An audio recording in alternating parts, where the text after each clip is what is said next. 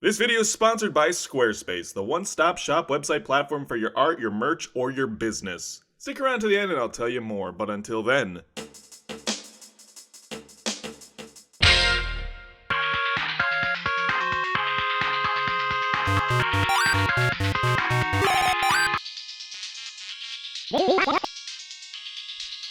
Oh, did you make this? You should try to go for the wall clip.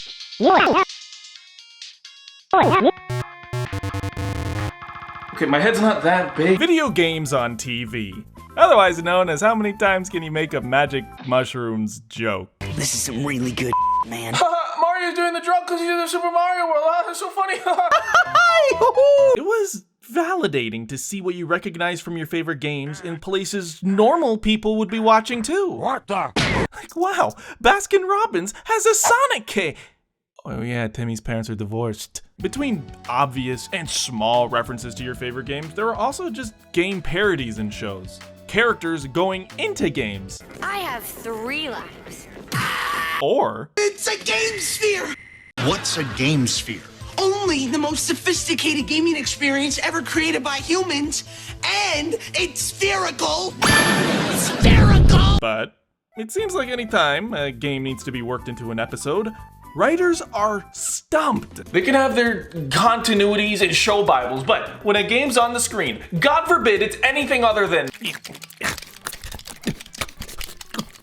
Get out of the way! So that's what we're going to be looking at today. Games being played on TV. Well, games are played on a TV, but I more so mean watching someone play a game on a TV that's playing the game while you're watching the TV. This trend began in the 90s, and there are probably a bunch of examples I could take from, but the one that illustrates what I'm talking about is... What do I do? It's kind of like that Sega game Hedgehog. You gotta power up or you're dead. What? That Sega game Hedgehog. You gotta power up or you're dead. What? Sega game Hedgehog. Sega game Hedgehog. Sega game Hedgehog. Sega game Hedgehog. Sega game Hedgehog. Sega game Hedgehog. So he's on the Super Mario World title screen. What happened? You're dead. It cuts to the Galaga ship explosion, and his explanation The is... skeleton stabbed you through the heart. That's your blood. Oh man, DJ's gonna love this! There are just so many problems with this clip. Why bother having Super Mario World sounds at all without referencing the gameplay? Moreover, how did Pacha die on the title screen? Hello, that's impressive. This is a new speedrun exploit. But Roseanne is a comedy show. The game appearing as a background plot, riffing about insane game stuff, it's to be expected in the 90s. Yeah, did you get the Super Mario Brothers 2? What? Super Mario Brothers 2? What? Super Mario Brothers 2? They're playing Super Mario World. But the real inspiration behind this topic, the real reason I'm here to talk to you is because recently I began binge watching a drama series, a popular drama series, an Italian drama series. So I got my popcorn and got comfortable until... Ready? Yeah. Go. Watch out for the ghosts. This thing ain't steering right. Did you try pressing the gas? Did you try holding the controller at all? There's just so much wrong with this. Tony enters and watches AJ play, and we hear Wario. Do you see a Wario on the screen? I do not. And you think you're crazy. You know, this is the voice line Wario uses when he wins a race. I'm a Wario. I'm gonna win. Actually, they just throw around any old sound from Mario Kart 64 wherever in the background. I'm gonna win. Kicking your ass now. Come on, stop. Come. Yeah, kicking your butt. Like, if you're paying attention, nothing about this makes any sense. He presses reset on the N64, and all of a sudden they're in a 2-player race? It says lap 1, he presses restart, and then it's lap 3. Do you know the weather tank go too? Mario boosts here, but we hear... Oh, and Luigi gets hit, but then... You know, forgive me for being a little cynical, but this show is praised for its symbolism and its attention to detail. But when it comes to games, you know, he's not even pressing the gas. This is a logical fallacy in the world of the show. Did they really not pay attention? Or maybe I'm not giving them enough credit. Tony playing the mass media symbolic representation of an Italian. Tony and Mario, his reality, the Cosa Nostra. and the Super Mario. This is Tony realizing, this is Tony seeing, symbolically, unconsciously, what the world thinks of Italians. He has this entire grand idea of Italian Americans, all the while being faced with one of Italian's biggest stars. Super Mario, Mario, Super Mario,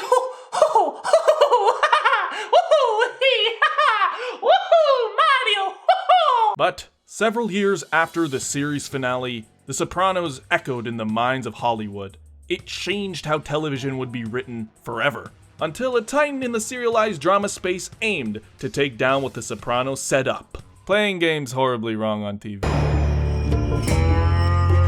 Okay, we get it. If The Sopranos was the Mario of crime dramas, then this has to be the Sonic. Constant suspense. Unnatural dialogue. Someone has to protect this family from the man who protects. I'll make you eat those words. Powerful crystals. And a mad scientist. My name is Walter Hartwell White. I live at 308 Negra Arroyo Lane, Albuquerque, New Mexico, 87104. Uh-oh. Things are about to get a little steamy. Better cover your eyes if you don't want to see. Gotcha. Probably keep covering your eyes, actually. Yep. Breaking Bad Season 4, Episode 4. Sonic and Sega All-Star Racing! A couple of issues. This came out in 2010, and this show is taking place in 2009, so... And 2, he turns on the Xbox, and they're already in a like, did he preset it by pressing the home button when the race was how did you do that? And this is pretty deep into the level, so I don't know how he's doing this. This is the Samba de Amigo level, which perhaps is alluding to Jesse still having Gustavo Fring at the back of his mind.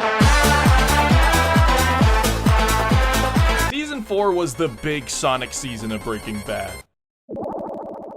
This game appears much later in the season, albeit in a different context. Now, Jesse's hanging out with his new girlfriend and her kid. And I can't believe I'm saying this, but Sonic and Sega All-Star Racing may be a symbolic element to Jesse's character arc?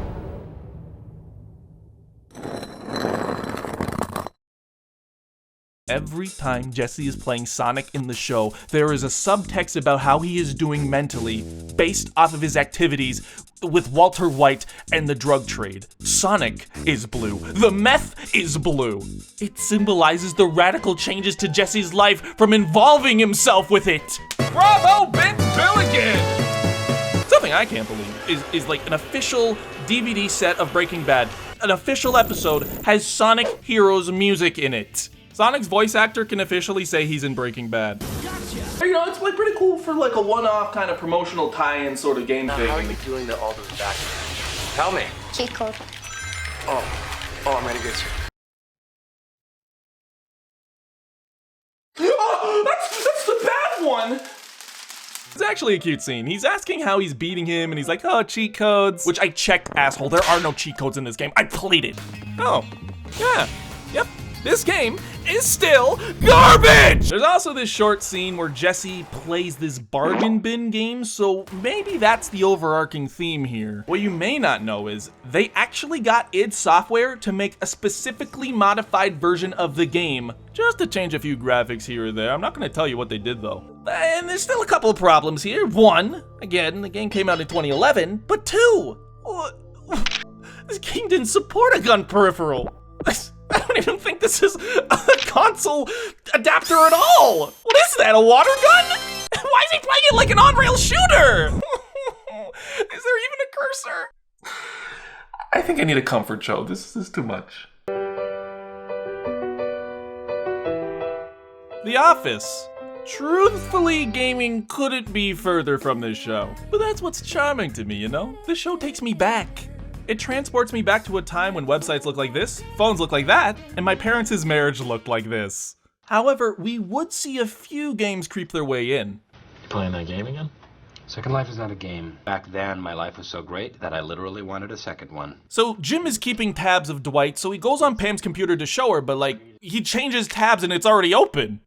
How? wow! I really have to say they did a good job with Dwight's character model. And there's this whole deleted scene with so many more clips of Second Life. It's like, wow! This is what I want to watch! But there is one episode that completely nails it. At the Stanford branch, they all play this World War II video game called Call of Duty.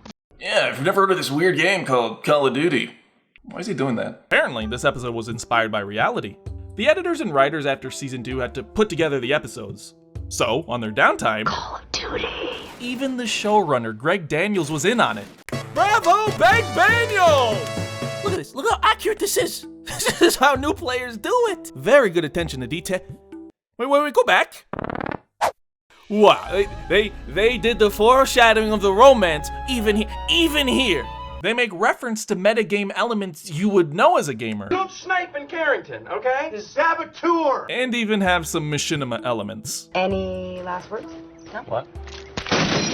That is art. This is refreshing because they're actually showing how the game is played, how people actually played a game and wrote an episode about that completely, and it's not just left to be people playing the game and yelling in the background. Shameless. This is in the first season, in episode 11, and it does your typical standing up and screaming at the screen that us gamers are known for. And it looks like they're playing co-op Horde in Gears of War 2 on day 1. You can even hear a boomer. Not him. That sound is so nostalgic, it just takes me right back. They're acting like it's some sort of versus match, so it's a little weird, but it's inoffensive as all things go. It's still cool to see this game on the screen, and honestly, I'm happy to have... Wait a minute. The script only goes this way when something is coming.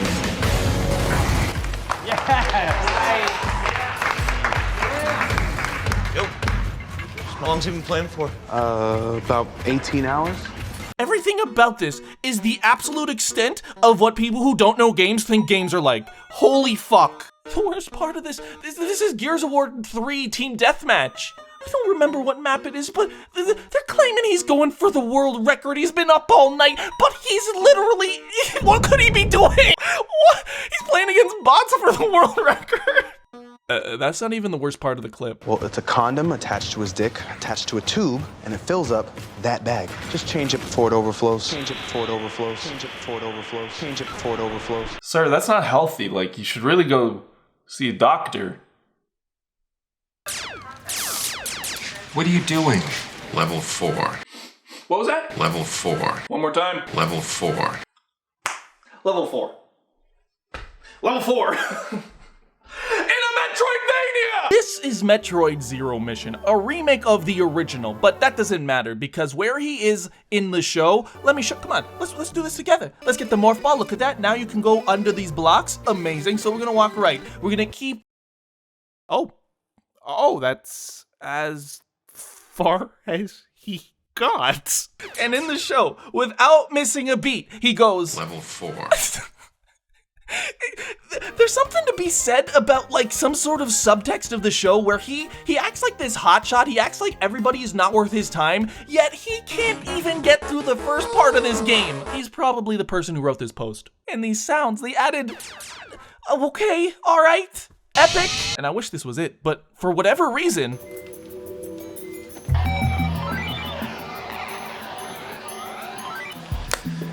He's really out of it, huh? I'm glad Metroid Prime Hunters got an audience.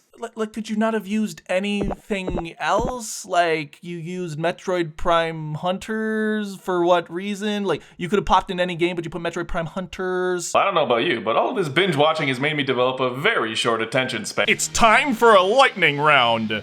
Life with Derek and... Oh. There's this episode dedicated to this Tomb Raider knockoff called Babe Raider. And the whole episode has these feminist themes, which was pretty cool back in the 2000s. Ugh, women.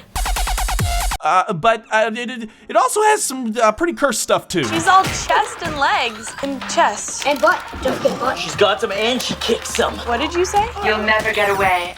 I'm hot on your trail. I like how this is, clearly a single player game. But he's literally gave his little brother the second controller like he's playing Sonic 2. But also the quality of this fake game is pretty impressive.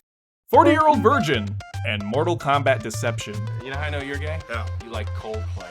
I mean, the dialogue is circa 2005. This is exactly what it was like. But like, why are they playing with N64 controllers? However, it is cool that we get a Sub-Zero fatality synced with the flow of their dialogue. Off, and now I'm throwing it at your body. Fuck you! Gossip Girl and Guitar Hero 2. Before you say, this was my co-writer's fiance. Thank you for the entry. Thank you. She owned you, Serena.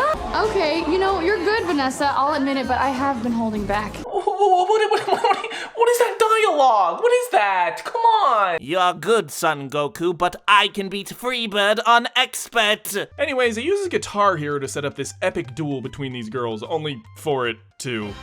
For the love of God, look at the screen! Stop spinning! Look at the screen! You're losing! She's not even strumming. She's not even strumming. Oh! You know what? Go piss, girl. The Amazing Race and... Street Fighter? Yeah. This was apparently a challenge for the final 3 teams in Season 29. The goal was... Teams need to win a round of this popular martial arts game, Street Fighter V, against professional gamers. Oh. Bro, I think that'd get stuck on the tutorial. Like, what are you doing? I've never played video games in my life. You played this game before. No! Well, this is my problem. Games are just like, oh, it's a funny little, these guys, they play this game professionally. People who play this professionally can't even take health off these guys, and they want them to fucking do this and they never even touched a game? Stop, it's already dead, stop! When I get a handicap, he's gonna put his one hand behind. One hand? Okay. And no, that still wasn't enough.